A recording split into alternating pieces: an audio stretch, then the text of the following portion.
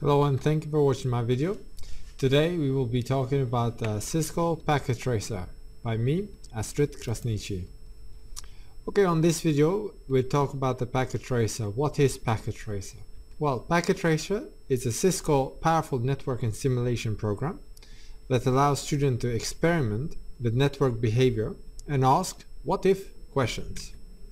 Packet Tracer supplements physical equipment in a classroom by allowing students to create a network with an almost unlimited number of devices, encouraging practice, discovery, and troubleshooting. The Packet Tracer software is available free of charge to Networking Academy instructors, students, and administrators who are registered NetSpace user. Okay, first, to get the Packet Tracer, we have to open go to the Cisco NetAcad, and after you sign in, if you are in a NetSpace, you have to after you sign in as a user, either instructor or a student, you get to the page of Cisco Packet Tracer. Now you can download the Cisco Packet Tracer from with tutorials or not tutorials. So what I'm going to download is 6.01 at this moment. After I press that, it will open a new page with a link to download the Packet Tracer. So Cisco Packet Tracer 6.0.1 for Windows, no tutorials.exe. Download, and the download will start. Very quick. It's only 53.3 MB, so it should be very fast. I'll pause the video, come back when it's finished downloading. Okay, downloading has completed. So I just click in there, and then installation will start. It's a usual installation, next to the finish. Accept the license agreements, click next, and install. I'm not going to install it because I already have it installed, so I don't want to double install it. So I'm going to cancel this, but for you, you just click install.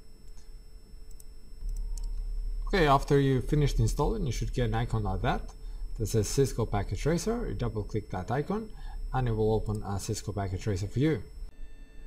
Okay, once we have a Packet Tracer installed and running, what do we get? Well, we get all the network devices that we need to do our CCNA learning or CCNA training. This is a good simulation program, so it's not a real thing, yeah? The best thing to practice, it would be on the real devices. But if you don't have enough money, or if you don't want to purchase the real devices, the Packet Tracer is the next best thing. Now, even with the real devices, you can't go and get so many like PCs and 6-7 PCs on the network. So it's really undoable in the real devices. So Packet Tracer, you will learn with those sort of devices when you need many devices. Okay, what do we get? We get routers to start with. Different type of routers available for us. There is 1841, 1941, 2620, and so on.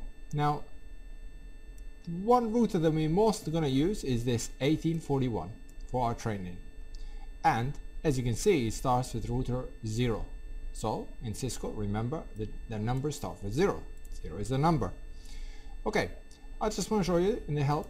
I got about, click on the about. It will show you what version of Packet Tracer you're running. The version that I'm running is 6.0.1. So when you watch this video, you might get a newer version, but at the moment, this is this version we're running. Okay, so router 0. Then we get switches, different types of switches available.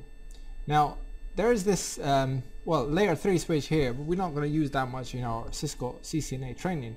Mainly we're going to use this switch, 2950. Then we have hubs, different hubs available. So we're not going to use any hubs, apart from this video, ever on CCNA training, because these are the legacy devices. They don't get used that much anymore. Then we have wireless devices, different type of wireless devices.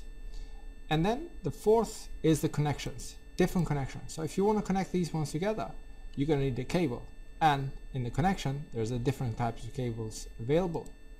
The first cable is automatically choose. So you don't have to worry about what type of the cable you can configure. You can just pick it automatically and it will choose a port for you. Okay, I don't recommend this to my students, as you don't know what port is connecting, you don't know what cable is connecting, and anything. You're picking something random. So I'm going to delete that, and you select the cable that you do need. So for example, if I want to connect router and switch, I'm going to need a straight through cable, fast Ethernet. See, I can choose what port, and then on the switch I can choose which port I want to connect to. So port 01. Okay, if I want to connect these two devices together, because they are similar devices, it has to be crossover cable. So I have to go down in the cabling, and as you can switching over the cables, you can see the name is changing there. So now it says copper straight through. If I move, it says copper crossover, and that's what I'm going to need, a crossover cable. So I click on it, then I click on the first device, different ports available will open from that device.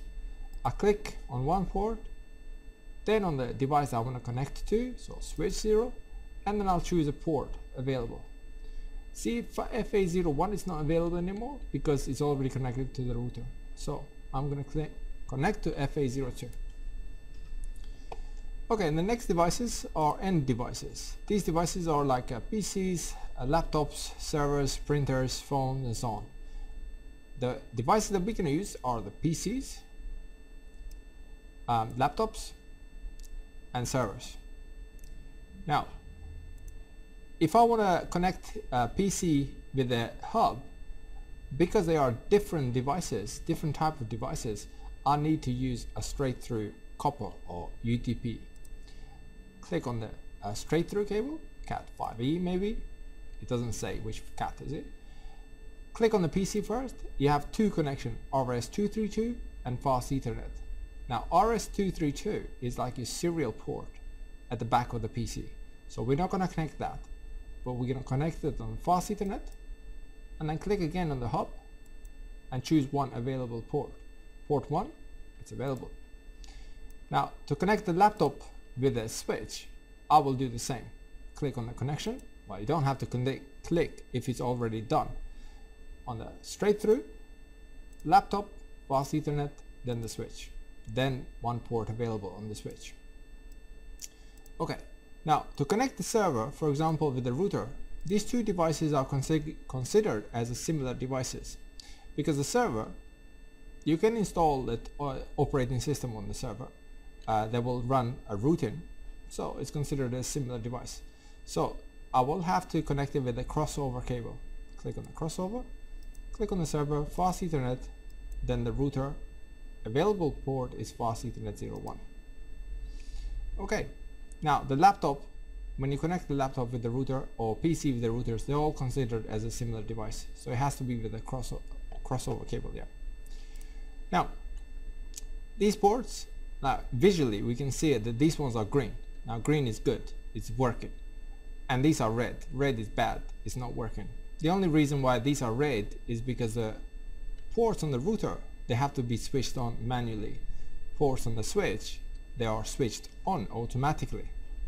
So you just remember that on the router you have to go there manually and switch them on.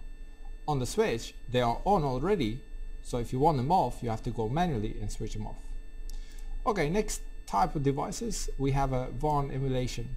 Like this one we will use it for like frame relay, so clouds for frame relay. And then next device is the custom made devices. These devices are custom made for you. So for example, they already have ports like a interface card built in. And the next connection is a multi-user connection. This connection is if you want to join two students to connect to each other and do the networking, share the networking. So one student in one PC does a packet tracer and connects to another student on another PC that has a packet tracer as well, and they can join the networks together. Now let's go to that port, RS232.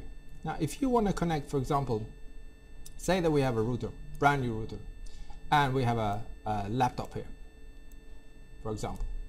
Now this router, on the real router, there's nothing in there that you can just click and start the configuration. On the packet tracer, yeah, it's easy. We can just click inside and it will open the router.